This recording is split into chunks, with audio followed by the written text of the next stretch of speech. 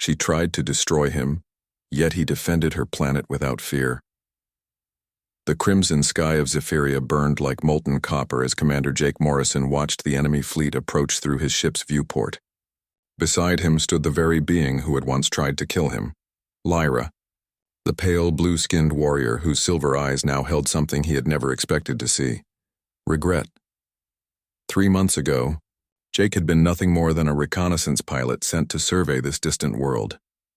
The Earth Defense Council had detected unusual energy signatures from Zephyria, and his mission was simple: observe and report back. What he found instead was a dying civilization, and a woman who would change everything he believed.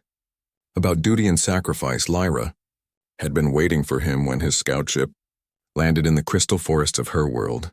She emerged from the translucent trees like a ghost, her lean form moving with predatory grace. Her skin shimmered with an otherworldly luminescence, and the intricate tattoos that covered her arms pulsed with bioluminescent light. She was beautiful in a way that made humans feel both attracted and terrified. "Another human comes to steal from us," she had said, raising her plasma rifle with practiced ease. Her voice carried the musical quality common to her species, but it was edged with bitter anger. Jake raised his hands slowly, his heart pounding as he took in her alien features. Her elongated ears curved elegantly backward, and her hair moved like liquid starlight despite the absence of any wind. "I'm not here to steal anything. I'm just exploring." "Lies," Lyra hissed, her finger hovering over the trigger. "Your kind always lies.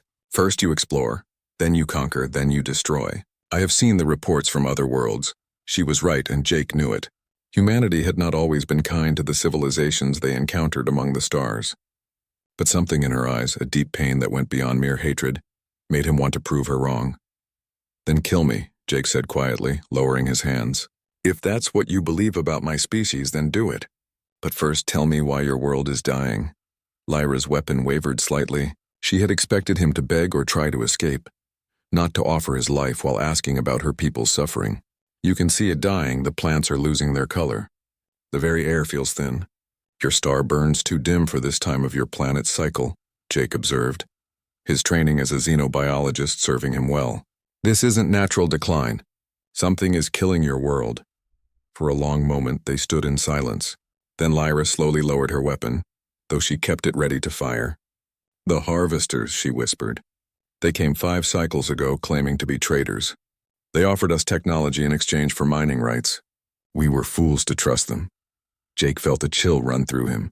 He had heard whispers of the harvesters, a nomadic species that stripped worlds of their resources before moving on to the next target.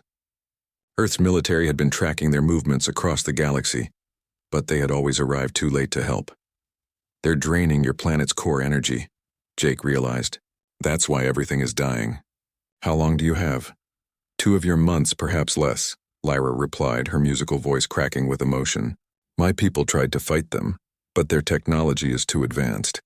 We are warriors, but they are destroyers on a scale we cannot match." Jake made a decision that would haunt and define him for the rest of his life. "I can help you." Lyra laughed, but there was no humor in the sound. "1 human against an entire harvester fleet. How exactly do you plan to accomplish this miracle?" "I don't know yet," Jake admitted. "But I won't leave your people to die. There has to be a way."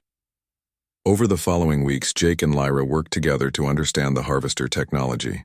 She led him through the hidden tunnels beneath her city, where the surviving members of her species, the Zephyrians, had taken refuge.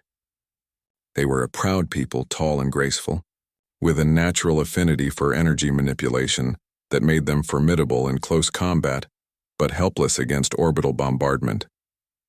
Lyra's initial attempts to kill Jake gave way to grudging respect, then to something deeper. She taught him to speak her language, and he shared human tactical knowledge with her people. They discovered that the harvesters had placed massive extraction devices at key points around the planet, drawing energy directly from Zephyria's molten core. "If we could overload just one of the extractors," Jake explained during a late-night planning session, "it might create a chain reaction that destroys their entire operation. And kills everyone on the planet in the process," Lyra pointed out, though she was clearly considering the possibility. "Not if we can evacuate the population first. My ship has enough power to send a distress signal to Earth.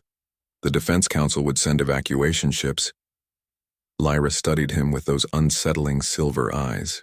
You would risk starting a war between your people and the Harvesters just to save us, why? Jake struggled to find words for feelings he didn't fully understand himself. Because it's the right thing to do. Because your people deserve to live, because... He paused, meeting her gaze directly. Because I care about you. The confession hung between them like a bridge neither was sure they should cross. Lyra reached out hesitantly, her cool fingers touching his cheek. I tried to kill you when we first met. You were protecting your people. I understand that now. Their relationship deepened as they prepared for what might be their final battle.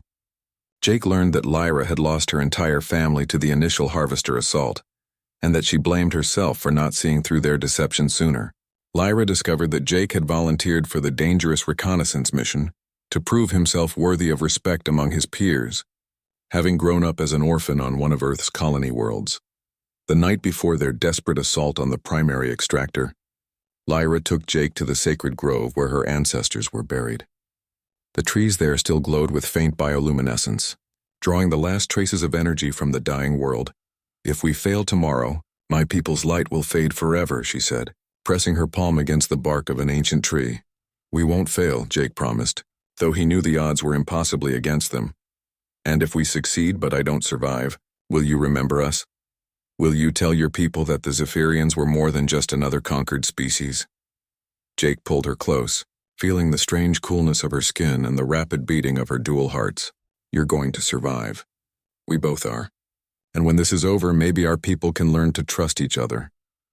The assault began at dawn. Jake's modified ship provided air support, while Lyra led a team of Zephyrian warriors in a ground attack on the extractor facility. The Harvesters responded with overwhelming force, their dark ships filling the sky like a plague of locusts. Jake's small vessel was hopelessly outgunned, but he used every trick he had learned in his years of military service. He dove through crystal canyons, using the planet's terrain to break up pursuit formations. He lured enemy fighters into the path of their own capital ship's weapons. Most importantly, he kept the Harvesters focused on him while Lyra's team infiltrated the extractor. Jake, we're in position. Lyra's voice crackled through his communicator. But the overload sequence will take 10 minutes to complete. Can you hold them off that long? Jake looked at his ship's status display. Shields at 15%, weapons overheating, hull breaches on 3 decks. Around him, the Harvester fleet was closing in like a tightening noose. I'll hold them off. What followed was 10 minutes of the most intense combat of Jake's life. He pushed his ship beyond its design limits, performing maneuvers that should have torn it apart. He used debris from destroyed Harvester fighters as improvised weapons. When his main guns failed, he rammed smaller enemy vessels, trusting his ship's reinforced hull to carry him through. Sequence complete, Lyra announced just as Jake's ship finally began to break apart around him. Jake, get out of there. Too late, Jake replied, watching his life support systems fail one by one. But it was worth it. The extractor overloaded in a chain reaction that lit up half the continent. The explosion destroyed the Harvester ground installations and severely damaged their fleet, forcing them to retreat. But it also created an energy pulse that would have killed every living thing on Zephyria if Jake hadn't made one final sacrifice. Using the last of his ship's power, he projected a containment field that absorbed the worst of the pulse's effects. The feedback destroyed his ship completely and should have killed him instantly. Instead, Lyra found him 3 days later, barely alive in the wreckage, his body somehow infused with Zephyrian energy that had saved his life at the cost of permanently changing his cellular structure. Now, 3 months later, Jake stood beside the woman who had once tried to kill him as they watched another threat approach Zephyria. The Harvesters had returned with reinforcements, determined to claim the planet despite their previous defeat. You don't have to stay, Lyra said quietly, her hand finding his. Your people have already done more than enough to help us. Jake squeezed her fingers, feeling the strange energy that now flowed between them, a bond created by their shared sacrifice and the exotic radiation that had saved his life. I'm not leaving. This is my home now too. The Earth Defense Fleet had arrived just hours ahead of the Harvesters, drawn by Jake's original distress signal and the reports of survive.